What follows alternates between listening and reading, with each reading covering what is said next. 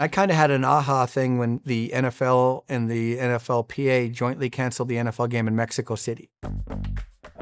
The surface is determined to not be safe for the players. If you looked at the NFL mandatory practices for testing fields, it passed their test. So after that happened, I was like, we need something better in our industry that can measure the impact of the surface, something that can impact it like a foot does.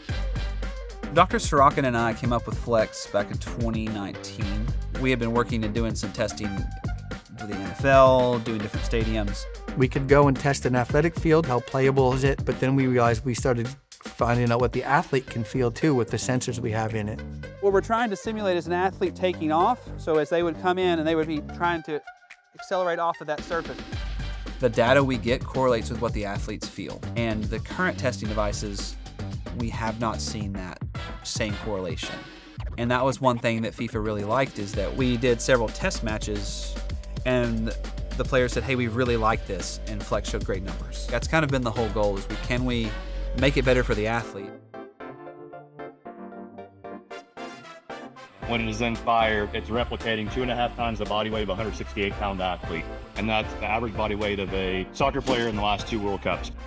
The next step for fLEX is probably to start producing a lot more of them, getting them into stadiums, having them there where they're getting data, collecting it, so that way we can give them accurate information and the most up-to-date research possible.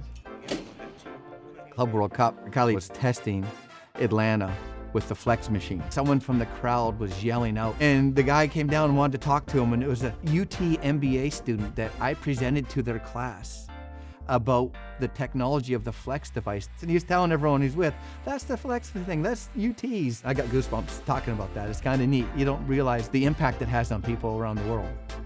From going from the idea conceptual stage to where it is now, it wouldn't have happened if I hadn't been at UT, because of the opportunities to really produce something like fLEX that can make an impact, on the World Cup, on stadiums around the world. I'm just excited to have been a part of it, and feel very lucky and blessed that I've been able to work on this, and it's been part of my UT journey.